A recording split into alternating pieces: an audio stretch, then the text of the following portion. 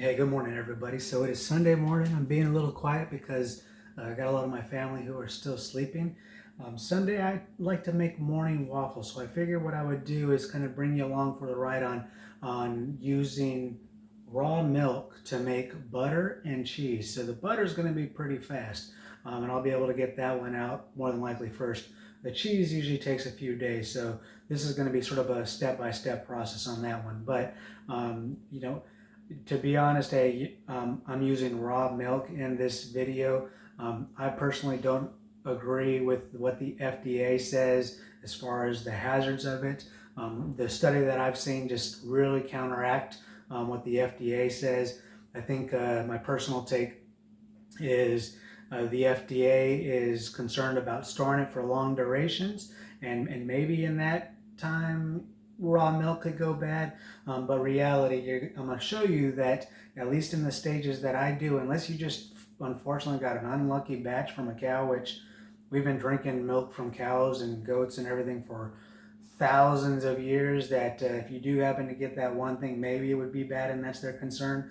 But I'm going to show you how raw milk doesn't go bad and all the uses that you can do with it. So the first step I've already done as far as getting prepared to make this is I turn the milk upside down.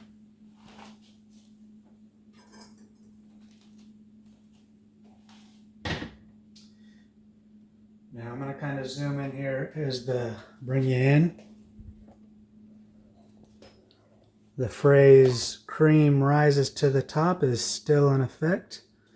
So here is the cream level right up here. This might be a little hard to see, but there's the cream level. So I'm using, although it's upside down, I'll go ahead and turn the label around so you can see here in California, this is the only company that I have seen locally create raw milk for the masses. So I'm going to go ahead and go to time lapse here because the only thing that I'm going to do is I'm going to open up the bottom, put a few holes in the top, and then usually it takes a minute or two for all the milk to get to the drain out, because at a certain point I'll come over here and start paying attention when the cream gets very close to getting out, and then I'll just close it and put the cream into my mixer, and then we'll make butter using the cream in my mixer. All right, let's go.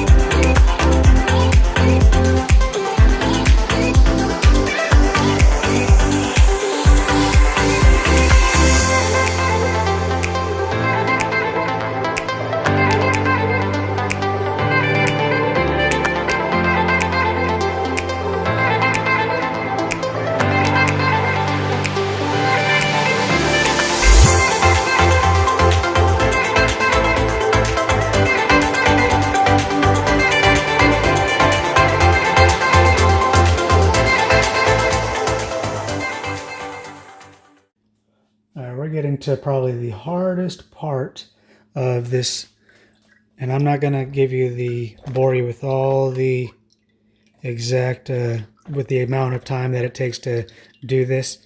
I'm going to go ahead and cut it down to the very little, but hardest part is trying to see basically when you stop seeing water, milk dripping out and you start seeing cream. Because then once you get to that point, then you just close it up, and I'm going to move it on over. So I'm now going to be quiet and keep looking.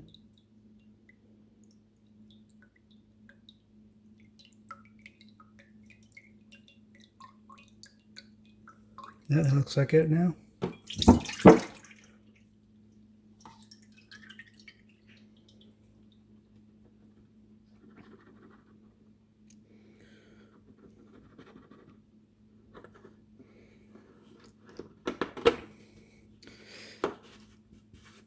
All right, let's move on to the next step. All right, so for making cheese, this part, basically we put the lid on top. I'm going to put this away, and we are just going to wait a couple of days. You keep it out, You keep it out and in normal outside temperature. And then we're going to go ahead and let's move on over to doing the butter. So I need to get the camera set up. So the two attachments that you're going to need to do butter in a mixer is the whisk attachment, and then I'm not sure the name of this attachment, but it's a little bit more blunt. So the first thing we're going to do is we're going to use the whisk attachment to go ahead and create whipping cream. So I'll put this on, and I'm going to bring you over to the front here, and then I'm going to show you as we transition from cream to whipping cream. Now, this is the directions are very simple. Basically, you start at the slowest speed until, and what I do is I just monitor for how much splash I'm getting around the edge. Basically trying to make it so it's fast enough, but not fast enough so where it's coming over the side. And then I just, as it keeps basically thickening, I just keep turning it up, turn it up, turn it up. And then once it's a full cream, I'll go ahead and show you what that is, what that looks like. I then switch over to the attachment, and then you start at the fastest speed, and then you keep going down and down and down as the buttermilk and butter start separating. All right, let's begin. And I forgot to mention that I'm actually purchased some store-bought cream because I like having a lot of butter and milk for my waffles. So I'm going to go ahead and put in some store-bought stuff. It's the same exact process. It's going to take a little bit. It'll vary depending on the duration, but the process itself is no different. So you're about to see me add in some additional cream.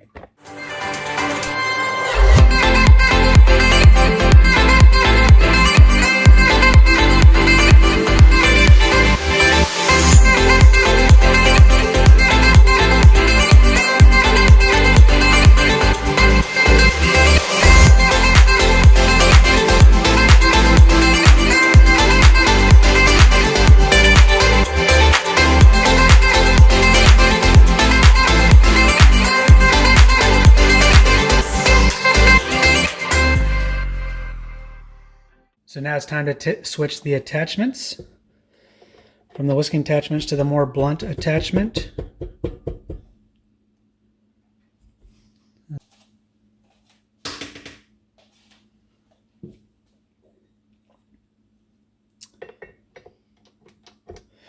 And you saw what I was doing. It was turning it up. It would seem like it was a little too fast, and then I just turned it down until finally it got to this whipping cream state. So now, like I said, we're going to turn it to the fastest setting and then allow it to, as the buttermilk starts separating from the butter, it'll become more splashy, and you'll see me, normally I would put on some sort of covering, but for you guys to go ahead and see it, I'm just going to allow the splash to take place a little bit more than I am comfortable with, but that way you can see it. So let's go.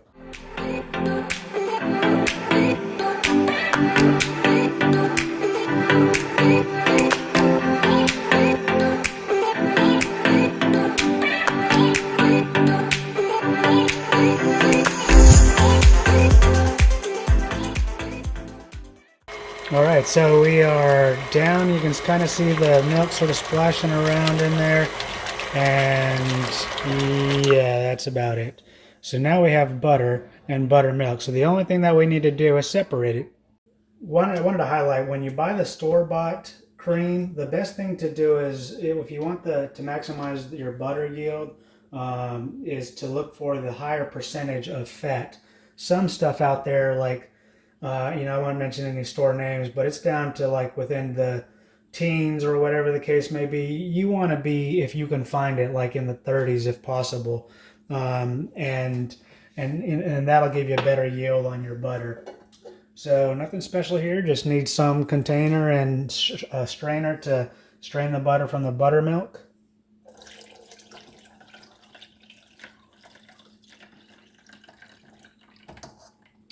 And fresh butter. Now there is one step you could do to increase the longevity of this butter, because this butter will last a week as is. You might be able to get this butter to last for 2 weeks, but if you wanted to increase the longevity of the butter, what you would do at this stage is put the butter into another container, get some ice water, pour the ice water in there, and just start smashing out the extra buttermilk that's still within there. And you would do that basically probably about 3, maybe 4 times. You just basically keep doing it until you stop seeing the milky buttermilk coming out. And you'll know at that point that you have strained as much of it as you can. Plus, it'll get a little bit harder. But that's one step you could do. But now I'm just going to go ahead and get this ready for Sunday waffles. I hope you enjoyed this quick video on butter. The cheese video will be coming soon. It just takes a few days for the whey to separate from the curds and then to strain it out. And then I'll show you kind of what I'd like to add into it. But until then, thank you for watching. I hope you enjoyed this short video on how to make butter. And I'll see you on the next video. Thank you.